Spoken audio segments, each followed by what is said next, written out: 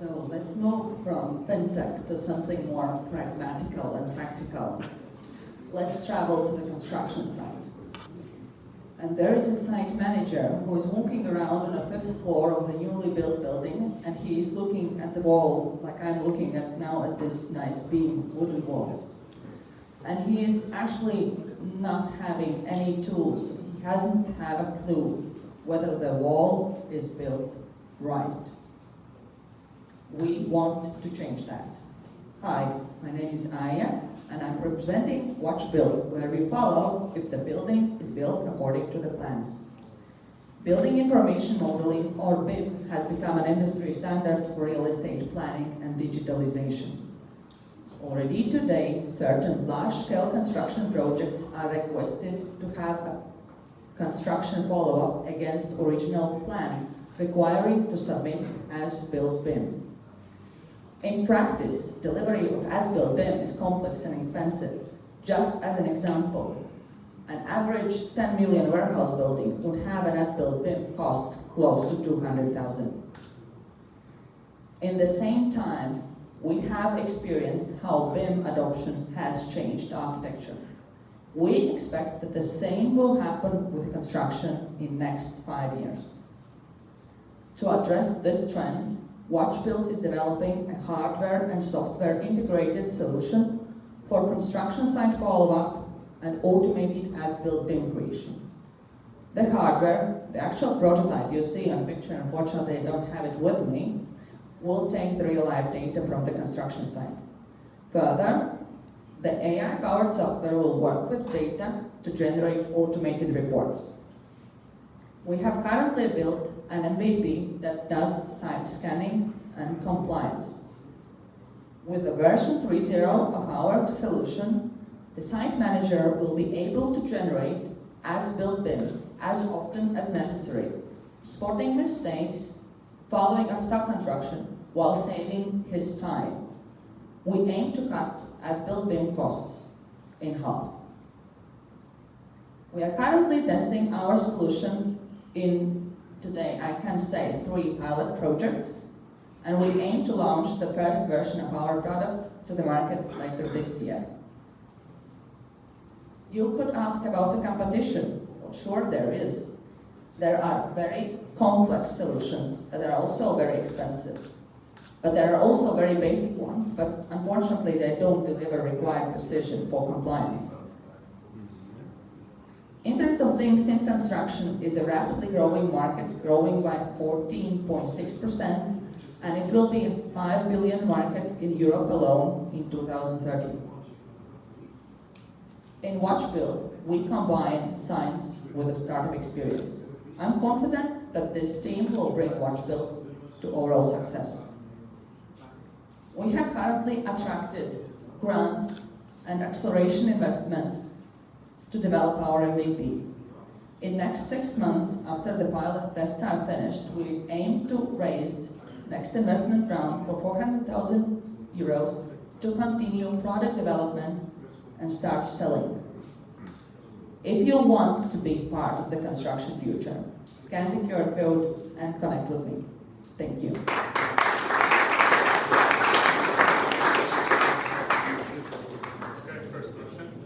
May I ask for the very first time this pitch session, you are clearly described that you are pre-revenue, but Yes. have you any understanding of who will be your clients and why they will be buying your solution actually? Yeah, so we are doing 3 pilots, so we are doing them with a general contractor that is our target customer.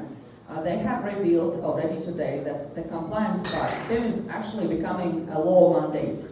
So they are currently very much struggling in compliance. So how do they do that? So that is not something that they want to do, but they actually also must do that. So they have revealed that already some parts of our solution they are ready to adopt immediately. So they're like sitting like, when will you submit mine? When can I use it?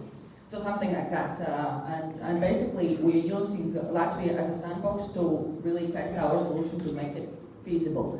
But BIM and its like general adoption of IFC files, that is like a common standard in whole Europe and in the worldwide, can be later relatively easily scaled to the other countries. For sure, there are some local regulations that we need to adapt, but basically the essence of it will work abroad as well. Other questions from the audience? How much weighs the helmet with additional things? Yeah, so at the moment, the helmet, I have weared it for 1.5 hours, so it becomes not super convenient. As an alternative, we actually have realized that we can put the device on drone, which can scan indoors after noon, after everyone has left the building. So that is an alternative. We will seek, since this is still a pilot or prototype production, we don't know yet the final weight. But we have an alternative to put it somewhere else but the helmet. Do people like your clients need some special training in order to use your solution? In order to start faster sales, we actually aim to provide the scanning as a part of the service, so client actually don't need to do any skills, they just need to allow us to enter the construction site. Later on, it will be pretty like automated standard thing that you can like close to plug and play. Last question? Sure. How much is your startup is bet on software and hardware? Is it critical hardware part, or the software is the main? My dream result would be that we build the prototype hardware from off-shelf products and then engage someone who is producing, and our main aim is to develop the beauty in software. Thank you. Thank you. Round of applause. Thank you.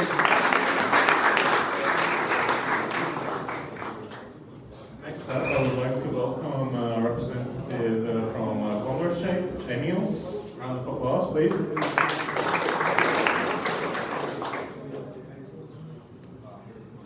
Hello everyone, thanks for having us here.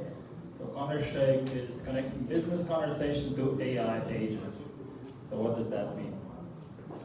I'll use an example. There's many examples like this one. So this one of our pilot customers, Social Army. What's specific about them and similar to other companies, they combine two different business models in one. That means that they have a lot of conversation inside their organization. And they're worried about their future. This multi-layer communication that's happening in their organization is making leadership lose oversight on what's happening in their organization, and they're struggling to make strategic decisions, and their different teams are becoming increasingly misaligned. They are seeing AI-first companies, AI-first startups starting to disrupt their business, and they actually don't have the time to adopt the most modern AI tools. So they came to us, and what are they looking for? They are looking to regain visibility across their teams, increase their or retain their competitive advantage against the new AI-first startups, and to generally find the time and find the right tools to increase AI utilization across their teams. They want to follow this mega trend. So what we offer these similar companies that have complex conversations in their organization and struggle with AI adoption.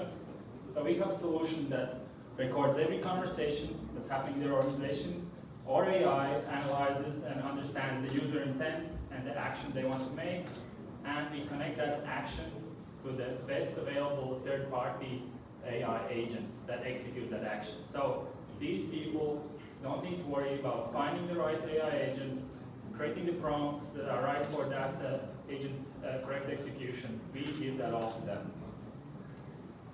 So Convershake is born nearly 6 months ago. MVP is ready in December. We have the first LOI in January, and we have 12 additional pilots pending. So it's quite a mouthful here. So SaaS B2B2B companies, in short, companies that have complex communication patterns is the sweet spot for our solution. And we have a B2B SaaS model ourselves at a pro tier and enterprise plan and outcome-based pricing depending on the number of agentic AI calls that the company makes. And we're operating adjacent to the market that spends $11 billion annually on AI note takers that just pass actions to other tools for execution instead of executing those tasks directly by the appropriate AI solution. So why us? So my co-founder, Vitalis, is ex-VP of engineering from Localize, managing 70-person remote team across different locations, experiencing firsthand how communication silos can stunt the growth of the organization, and myself selling Miro as in the enterprise segment, basically trying to sell the solution to bridge gap between different teams for that efficient collaboration. We think the AI revolution is here, and we feel we are the missing link that connects conversations to the best AI agents available in the market. We are not raising at the moment, but if you want to be included in our pre-seed round, please let us know after this presentation. Thank you.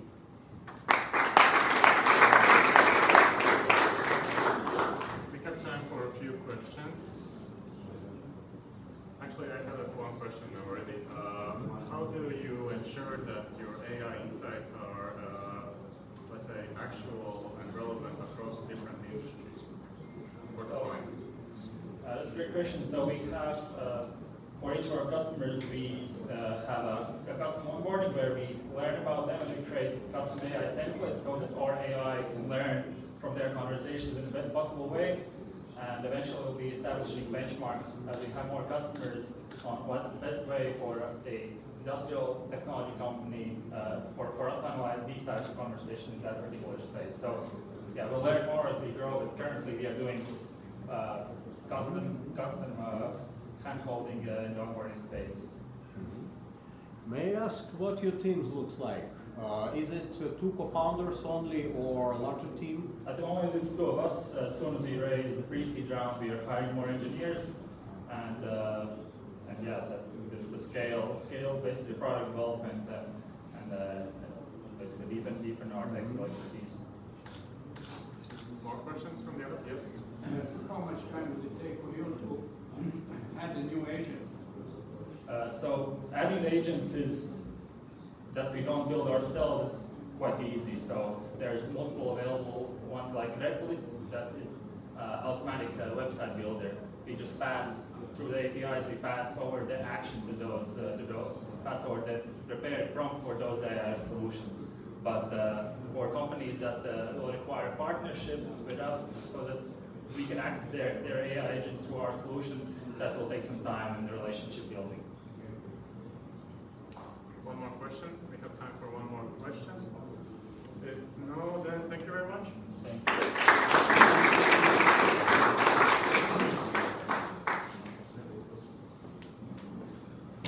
Next up, I would like to welcome Ayaz, representing Dosty.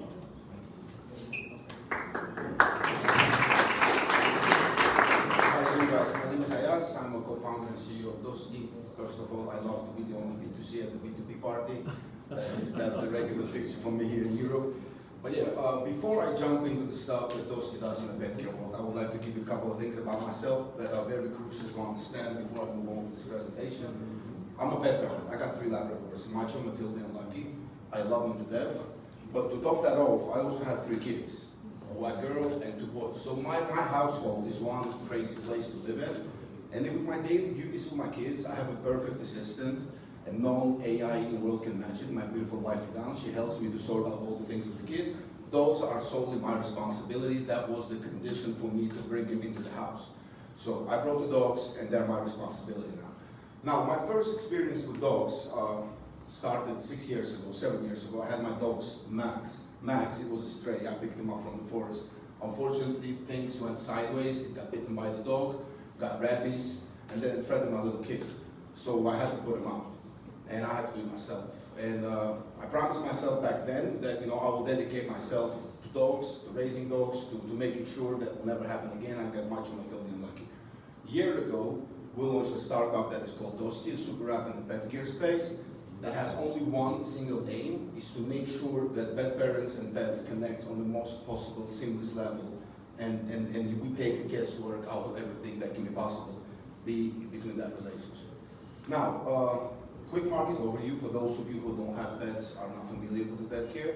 The market will weigh about $500 billion in just 4 years, and there's 1.5 billion pets living in households all over the world. Now, I'm from 1985. I was born in 1985. Family bonds for me is everything. I was raised in a great family, and I'm trying to build one. But unfortunately, right now, the mind shifted, the mindset. People pay more attention to their pets, and as the statistics show, 57% of millennials love their pets more than they love their siblings. I don't know if that's depressing or no, but that's a business opportunity for me. So a year ago, as I said, we launched Dosty, and we were quite successful. So we have 15,000 active users all over the world, primarily in the United States, United Kingdom, and EU. We've been mentioned in Entrepreneur Magazine and Forbes. We raised $1.2 million as a pre-seed from angels and the VC, and we are growing right now. Now, our engagement metrics are very good. The average session is 7 minutes, 24 seconds inside the app, and I'm not telling you what the app does on purpose, right? Like, I'm just giving you the market overview, and then I'm going to come up with that. And our average user profile is a female between age 18 and 24. Now, the product itself, as I said, Dosty is a super app. From my personal experience with dogs, it's very inconvenient to have several apps on your phone to manage a single dog's app per lifestyle, especially considering the fact that those apps are not connected. So what we decided to do, we decided to put all the essentials from training to assistance to symptom checker into one app and create one seamless experience. So basically how it works, we take information about your pet, we mix it up with the standard breed knowledge that we have and with the data about the breed that we have, and then we deliver you personalized advices through various widgets that we have in our app. Now, the competitive advantages are actually obvious. First of all, this is a holistic approach. 95% of all the applications in the pet space are single use. So basically, if you have problems with the training, you don't download the app, you train your dog, and then you delete that application. If you want to connect with the vet, you download the app, you connect with the vet, and then you delete that application. In Dosty, it's all mixed up. More you engage with the application, more we know your dog, and eventually we become a PhD in your pet. So we are a irreplaceable application for you to have a pet at home.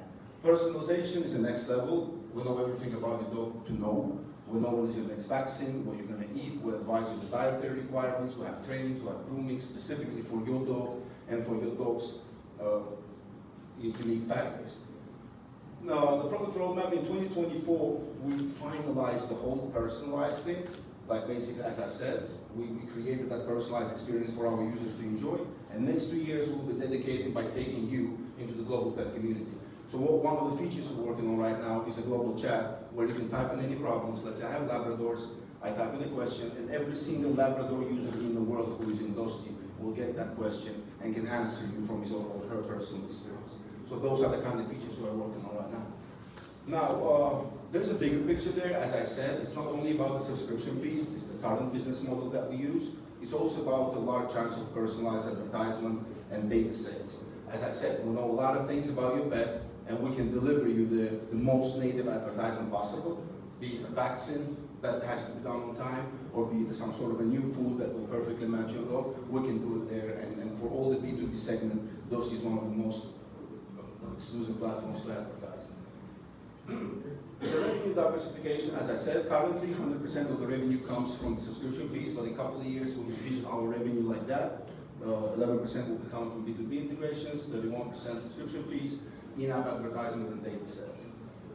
The future vision, as I said, we're building the platform. We're not just building an application, we're building a life system, and we envision Dosty as one platform for all the pet parents and businesses to integrate with each other, engage, and create a better world for our pets and a more seamless experience for us as pet parents. Thank you very much. Appreciate that. If you have any questions, I'd love to answer.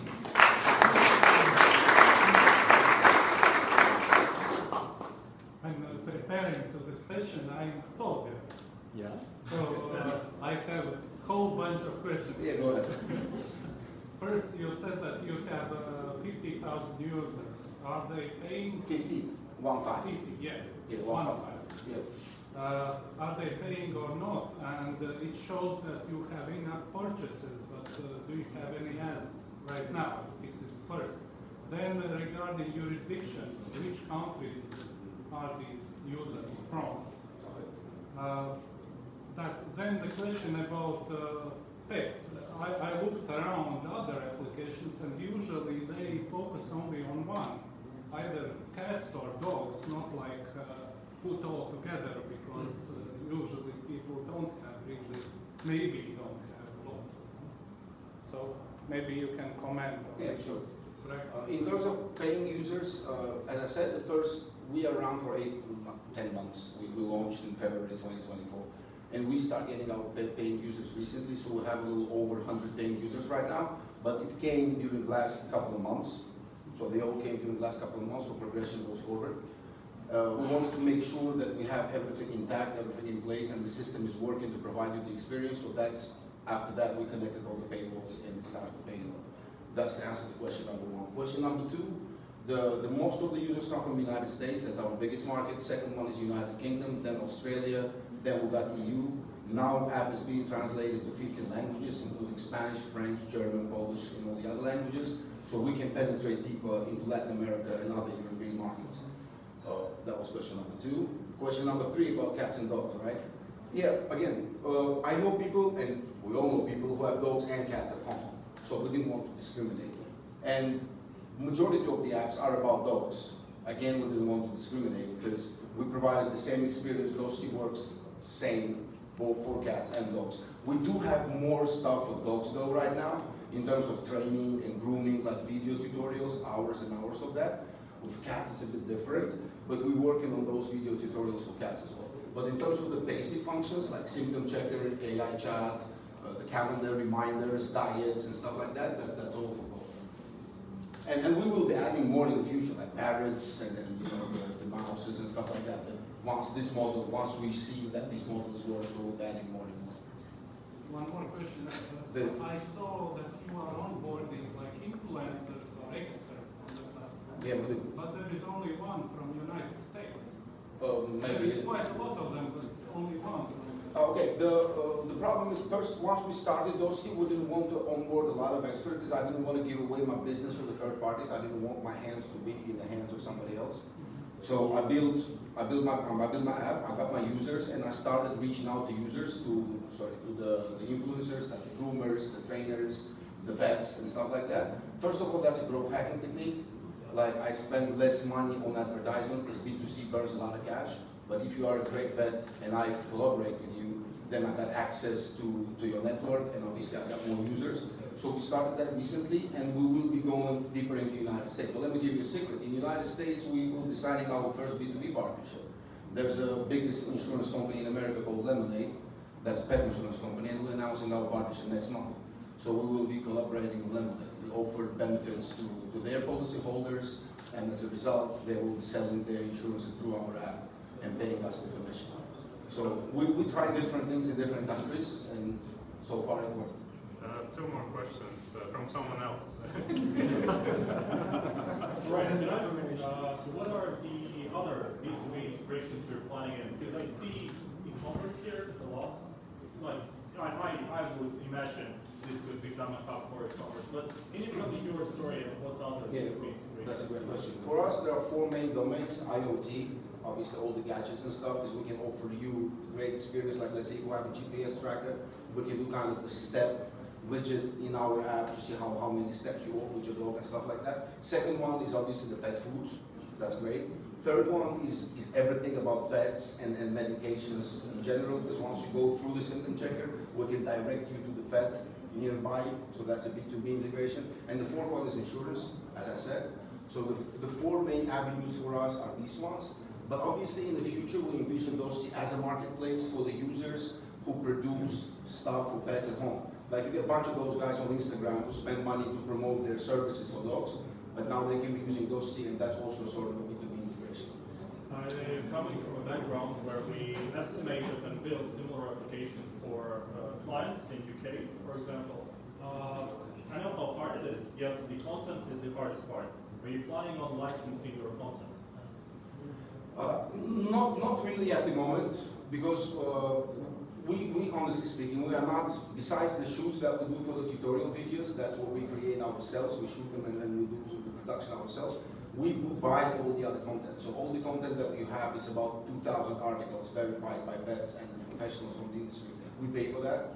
Or we do some cross-marketing features. So I don't think we will be selling our content to the third parties. I mean, if we can contribute by delivering the content to the general community, that's what we're going to do, no problems.